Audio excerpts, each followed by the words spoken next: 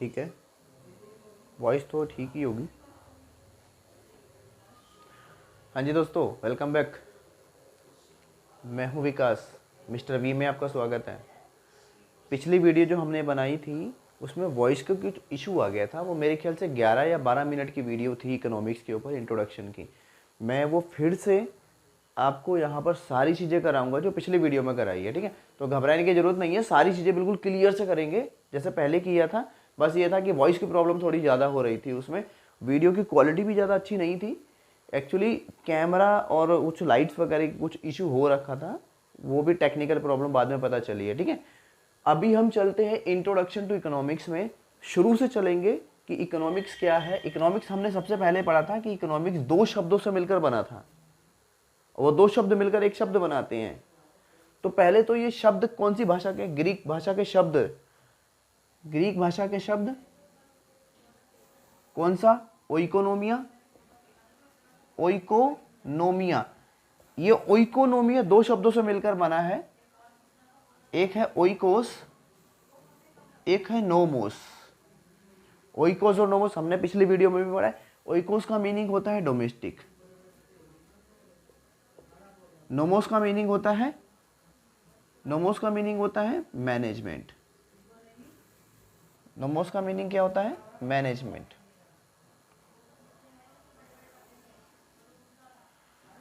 Oikos nomos, oikos nomos मिलकर एक शब्द बनाते हैं ओइकोनोमिया। ओइकोनोमिया को इकोनॉमिक्स कहा जाता है इंग्लिश में।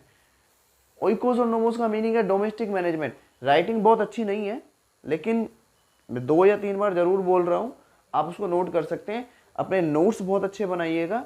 नोट्स आपके ऐसे होने चाहिए जैसे आपकी वसीयत है, आपके जाने के बाद या आपकी जो नेक्स्ट जनरेशन है उसको पढ़ेगी, उनके लिए बहुत फायदेमंद रहेगा। अगर आप जितना अच्छा बनाएंगे उनके लिए फायदा है। तो ओइकोनोमिया ओइकोस और नोमोस से मिलकर बना है, ओइकोनोमिया को कहा जाता है इकोनॉमिक्स। और ओइकोस का मीनिंग है डोमेस्टिक, नोमोस का मीनिंग है मैनेजमेंट यानी घरेलू प्रबंधन। तो इकोनॉमिक्स का मीनिंग क्या हुआ, घरेलू प्रबंधन। यानी एक बाउंड्री के अंदर जो भी हम मैनेजमेंट करते हैं उसको कहा जाता है इकोनॉमिक्स। तो भाई इकोनॉमिक्स है क्या एक्चुअल में, एक कॉन्सेप्चुअल बेस में इसको धन का शास्त्र भी कहा जाता है। धन का शास्त्र, धन का शास्त्र यानी study of money measurements, study of money measurements.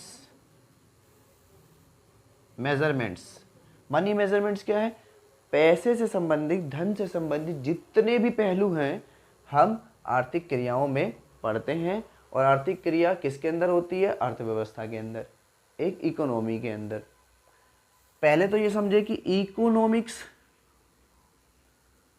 Economics और इकोनॉमी है क्या भाई। इकोनॉमिक्स और इकोनॉमी है क्या। इकोनॉमिक्स एक सब्जेक्ट है। अब ये सब्जेक्ट है, किस चीज़ का सब्जेक्ट है भाई, क्या पढ़ते हैं इसके अंदर, समझते हैं। इकोनॉमी होता है एक अर्थव्यवस्था की सीमा, अर्थव्यवस्था की सीमा या लिमिट। क्या है अर्थ, इकोनॉमी क्या है, अर्थव्यवस्था की सीमा या लिमिट। अब ये क्या होता है, मेरा घर है, मेरे घर की सीमा एक रिजर्व्ड है, एक ऑक्यूपाइड एरिया होता है, ठीक है। इसी तरीके से एक देश है, उसकी एक बाउंड्री है, ठीक है, जिसको बॉर्डर भी कहते हैं। तो बाउंड्री के अंदर, उस बाउंड्री के अंदर जो भी उसकी ऑक्यूपाइड बाउंड्री है या जो भी उसकी लिमिटेड बाउंड्री है, उसके अंदर जो भी इकोनॉमिकल एक्टिविटीज़ हो रही हैं, जो भी इकोनॉमिकल एक्टिविटीज़ हो रही हैं वो क्या कहलाती हैं, इकोनॉमिकल एक्टिविटीज़ हो रही है, उस बाउंड्री को कहते हैं इकोनॉमी, इकोनॉमिकल एक्टिविटीज़। वो इकोनॉमिकल एक्टिविटीज़ क्या होती है, एक देश की सीमा के अंदर, उसकी लिमिट के अंदर, उसकी बाउंड्री के अंदर, ठीक है, वो एक इकोनॉमी के अंदर, एक अर्थव्यवस्था के अंदर है। अच्छा, ये सब्जेक्ट है तो इसमें क्या पढ़ा जाता है, इसमें पढ़ा जाता है इकोनॉमिकल एक्टिविटीज़ के बारे में।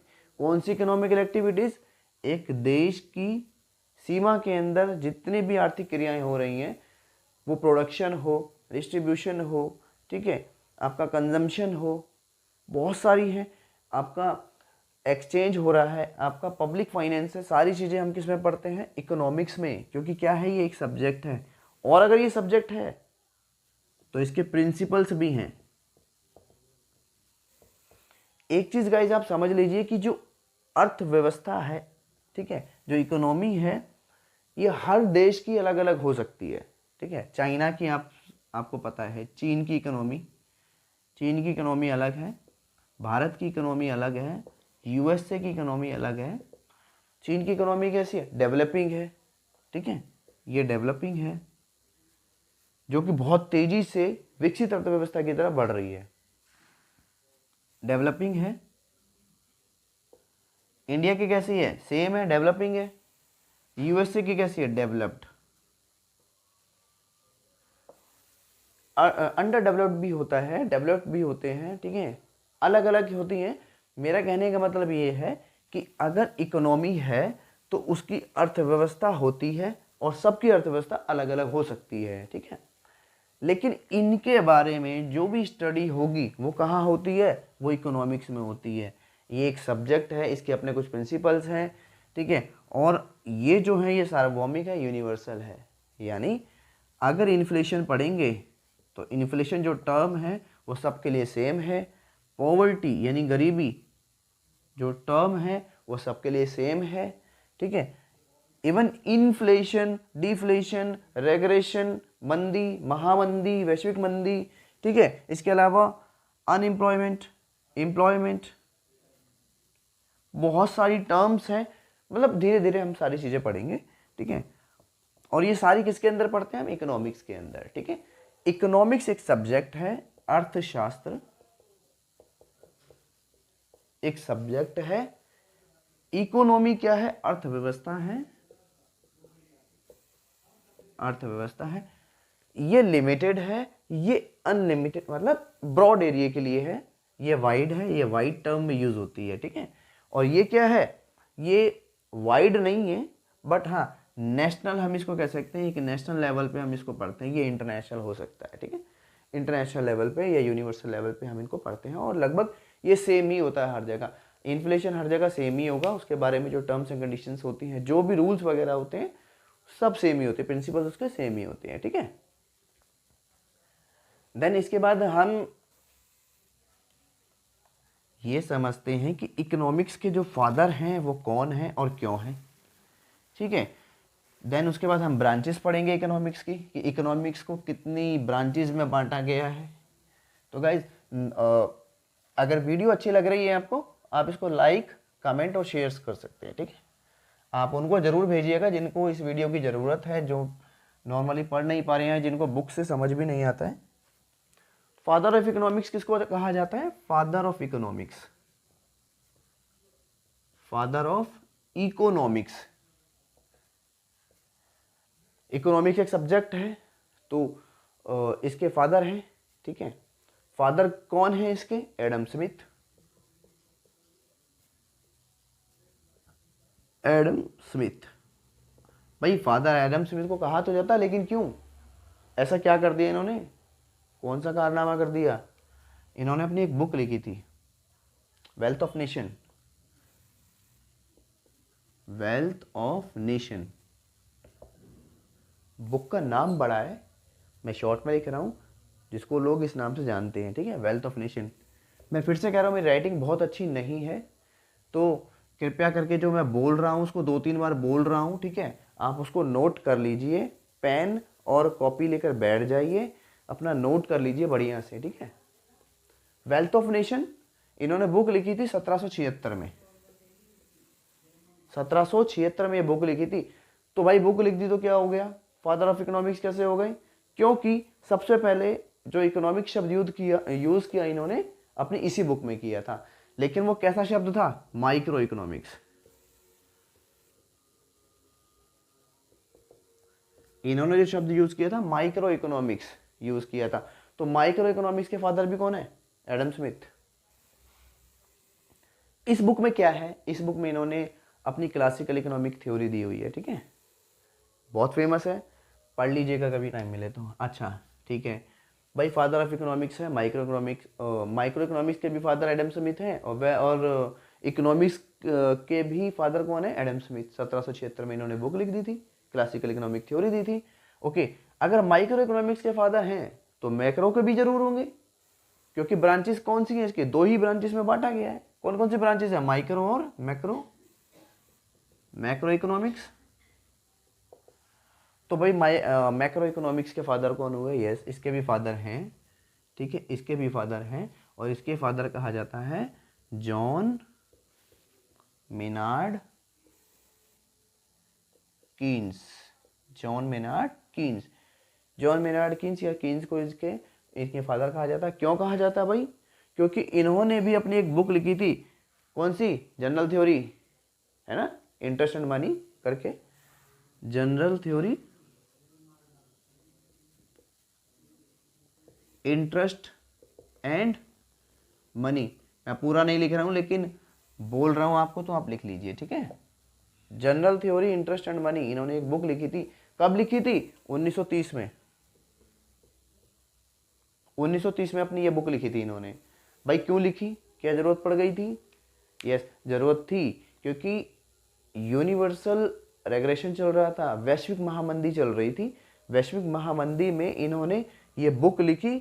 1929 की जो आर्थिक महामंदी थी ना, 1929 की, उसका सॉल्यूशन दिया था इन्होंने कि किस तरीके से किसी देश में जो मैक्रो लेवल जो ये महामंदी आई हुई है उसको किस तरीके से शॉर्ट आउट किया जा सकता है, उसमें से बाहर निकला जा सकता है, ठीक है। इसलिए इन्होंने बुक दी थी।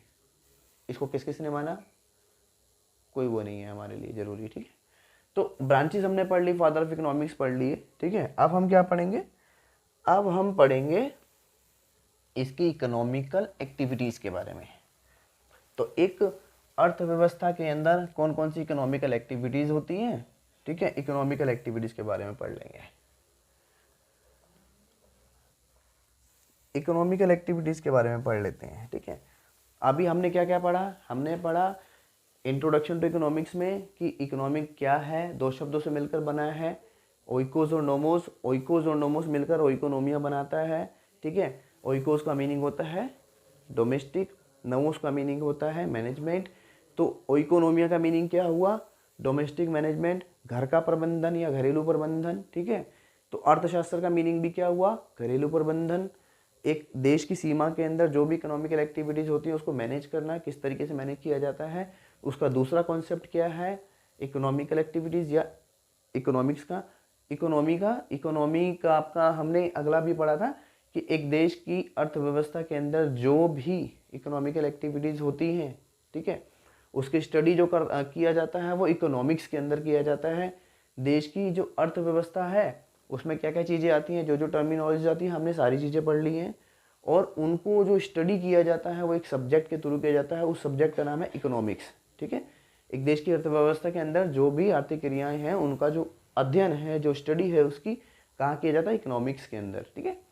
अब वो सारी हम इकोनॉमिकल एक्टिविटीज़ पढ़ने जा रहे हैं। कौन कौन सी इकोनॉमिकल एक्टिविटीज़ हैं? तो पहले नंबर पे प्रोडक्शन है, प्रोडक्शन। सेकंड नंबर पे कंजम्पशन, कंजम्पशन। कई स्पेलिंग मिस्टेक हो ठीक कर लेना, उतनी अच्छी स्पेलिंग नहीं है, आप कर लेना इसको, ठीक है। कंजम्पशन, एक्सचेंज, एक्सचेंज, एक्सचेंज के बाद आपका आ गया प्रोडक्शन। प्रोडक्शन हो गया, कंजम्पशन हो गया, एक्सचेंज हो गया, distribution, distribution, and then distribution के बाद आपका public finance. Most important, public finance.